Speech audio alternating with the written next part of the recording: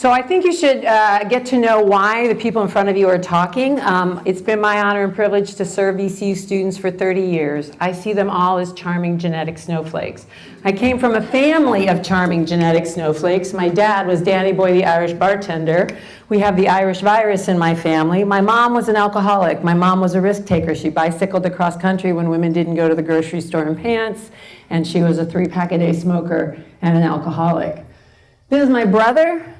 My brother Mike is a biology teacher. The first time he drank, he didn't even catch a buzz till he'd had 5 or 6. Everybody else was falling down, acting like idiots. Mike just catches a buzz at 6. Continues to drink that night until he touches the face of God, and then the next day, no hangover.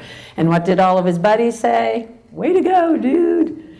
And wouldn't it make sense for Mike to drink more and continue to drink? But he never drank again. My brother doesn't drink at all. He is a scientist, after all. He thought it was too good to be true. This is the runt of the litter. She's 5'6". She never got a buzz till she had had 6 drinks, but she didn't want to gain weight, so she never became an alcoholic. This is my sister, the born-again Christian. She doesn't drink. It's culturally not what she does, and we don't know what her genetics would reveal. The one at the top is my older sister. She's an Episcopal priest. She has an IQ of 160. She used molecules moderately till she got in her 40s, hit a bishop that was kind of a jerk, started drinking scotch when she went home, telescoped and became an alcoholic, was sent to treatment at Hazelden, and when she came back a month later, they fired her. She's doing okay right now. I'm the one on the bottom. When I have 2 drinks, I get a buzz. When I have 3, my nose is numb. I'm over it. I don't like it. I just got lucky. Now, why I decided to have children, I don't really know. My youngest child is a wild man. I often talk about him. I'm not going to belabor the point, but because of him, I joined my local coalition, SAFE, to try to make my backyard better.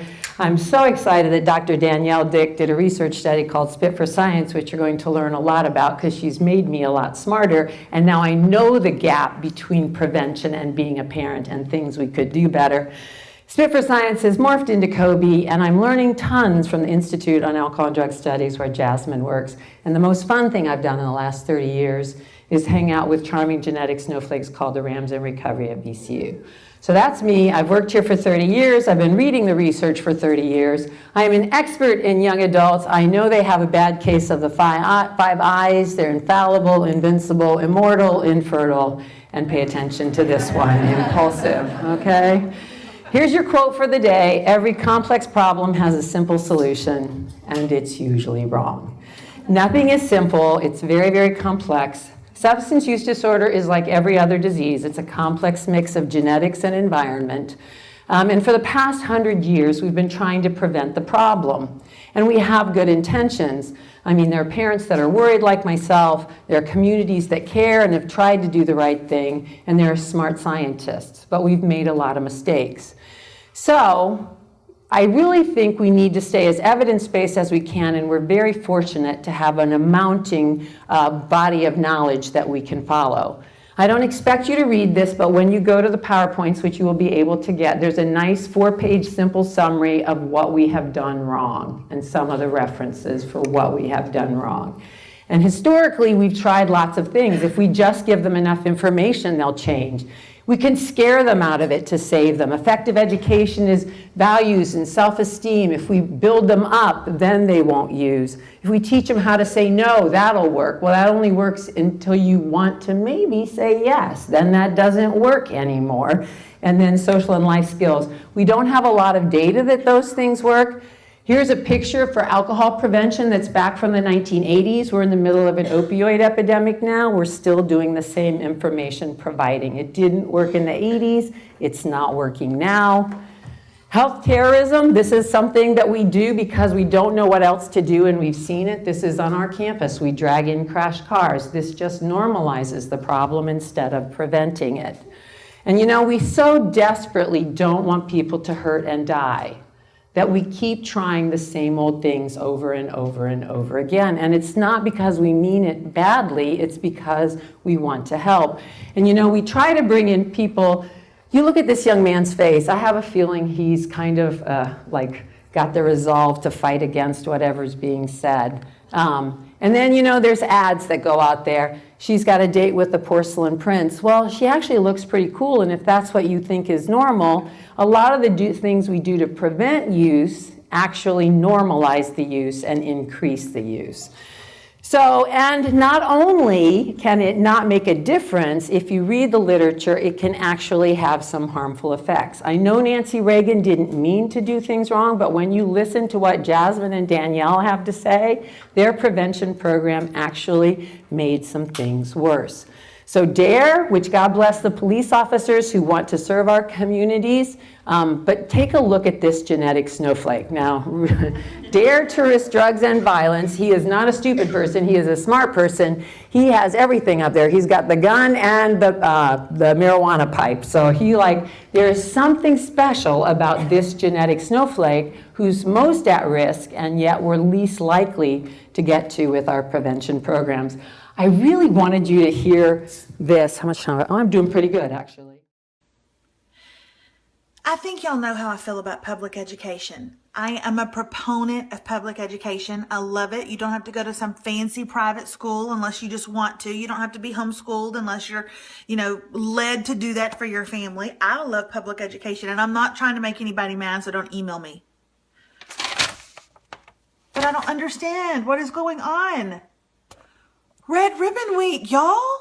There's so many things. There's when I was growing up, there was McGruff the Crime Dog, and then Stop, Drop, and Roll, and Red Ribbons. And this is what it says. It's an alcohol, tobacco, drug violence prevention awareness campaign. The goal of the campaign is to encourage children of all ages to be drug-free throughout their lives. That is a lie. That is a lie. That is not the goal. The goal is to drive moms crazy with different outfits every single day. That's the goal. Whoever put this piece of paper together was like, we'll get her. She'll have to go to Target and buy tie-dye. So Monday, they wear red. Tuesday, crazy hair and crazy socks, right? Wednesday, we're too bright for drugs. Wear neon. Because if you'll think towards the future, maybe when a child is offered drugs, say when they're 20, and they become drug addicted, then their parents would say, if you had dressed brighter, maybe none of this would have happened. Thursday, don't let drugs find you, wear camo. And here's the thing, the problem is that people that wear camo are not invisible. They're not. So I feel perhaps that drugs could still find you because it doesn't make you an invisible person. And also, my drug of choice is Reese's Peanut Butter Cups. You could wrap that sucker up in all the camo Bass Pro Shops have to offer. I could still sniff it out. So I'm just saying, crack doesn't go away if you match the forest. Also, Friday, team up against drugs. Because we know that a bunch of athletes have said no to drugs. So I feel like this isn't as effective, perhaps, as we want it to be, is all I'm saying. I don't think someday when our kids are faced with the decision, they're like, but when I think back to how I wore my hair, it was so crazy. And I don't want to do drugs now. So no to your crack. Crack is whack, which reminds me of my crazy socks I wore that time. And also I feel like if you're offered drugs, you should stop, drop, and roll. Okay. I know, isn't she precious? Oh my God. And we do those things because we want to make a difference and we don't want to make things worse. But I think we have to look at science and evidence and better communication on all levels to make things different. What does work? Well, policy obviously can make things worse or better, what we just heard today, and environmental measures, focusing on healthy alternatives, peer involvement, interactive approaches that use skills, and I focus a lot on normative education, but what Jasmine will talk about has all of those. So what do you think? Has the alcohol use in high school gone up, gone down, or stayed the same in the past 40 years? It has gone down.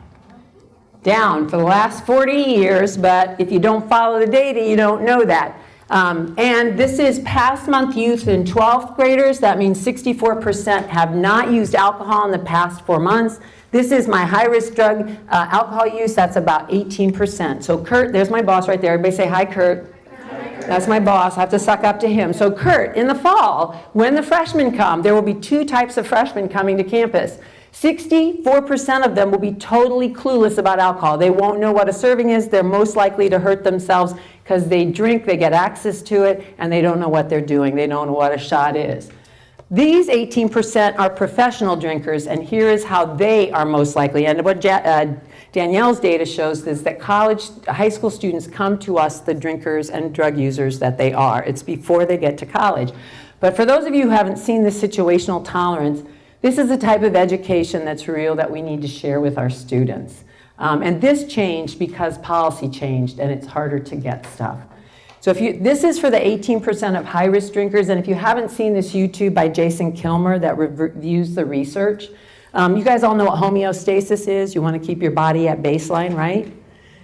So if somebody uses alcohol every time in high school, and I have sons, so I know that if they come home with mud on their shoes, it's because they've been out drinking in the woods, right? But anyway, so if every Friday night you go out to the woods in high school, you drink with the same faces in the same places and drink that same blue Bud Light can, you're going to get your buzz. But if you do that enough, your body notices the environment, and one day as you're on your way to the woods, before you drink the first blue Bud Light can, your body will notice the environment and those faces and that can. And it will say, we're about ready to onboard a depressant. We should speed up. So that night you drink your usual amount, don't get your same buzz, so you drink more. And over time in high school, your body anticipates the onboarding of the depressant. It speeds up. You increase your consumption. Now you get accepted at VCU. You move into the residence halls. You think you can consume a certain amount safely, but it's a new situation. Your body has no anticipation that you're going to onboard a depressant. Now you drink your usual amount, and you are in an alcohol overdose situation or with legal charges. And this happens to our students on spring break, and this is the #1 cause of opiate overdoses in America is novel. So this is the kind of education that might actually have a chance of changing things. So as a preventionist, I understand that I must take care of the 60 to 70% who either don't use, the people that are at risk, and also the people who become addicted. If you focus on problem, you grow more problem. If you focus on health, you grow more health. So to keep the 60% healthier, you got to remember to help them understand their misperceptions. People with problems stick out, we put them in the news, and so our students overestimate use. I was at a high school just a couple weeks ago, and I asked them about vaping. Their perceptions, if you're in this half and you think everybody's vaping, you are way more likely to start vaping yourself. That's their perception. The reality with vaping, and it was 60% freshmen, high school freshmen, 12% has, but now focus this, 88% had not. Smoking was 9%. And what Danielle Dick's Spit for Science information shows is these people who only vape when they come to college tend to slip over to become smokers. That's one of the findings that they have. And so there's this, I love this is my bar graph, but anyway, if you look at our young people, most don't use or use in a low-risk way, but these are these amazing genetic snowflakes. How many of you could put away 20 drinks and be standing, right? That's a genetic biological gift that was given to you at birth. So we try to prevent it by normalizing the fact that most people have 0 to 4. We try to educate but not push back. The data shows that motivational interviewing works, and this is because it looks at what's important to young people, and I use this in a mass media thing. We don't do scare tactics. We simply look at that. And the reason is because if you push on people, especially young people who have the 5 eyes, they have to push back. And so if we now understand that substance use is a continuum, it's how you talk to people and what type of interventions either push people towards addiction or will return them to the healthy end of the spectrum. Now the problem with prevention is, this is the social ecological model. Almost always we focus ourselves on the individual education, red ribbon program. And yet, if you want to look at impact, the thing that has the greatest impact is our policies. So I'll just end with Harvey Milkman, who is a US researcher who found when he listened to young people that those heroin users tended to deal with their stress by numbing themselves. Amphetamine users wanted to actively confront it. He went to Iceland, where there's 300,000 people in Reykjavik. Iceland had some of the highest drinking rates in Europe back in the 1998s.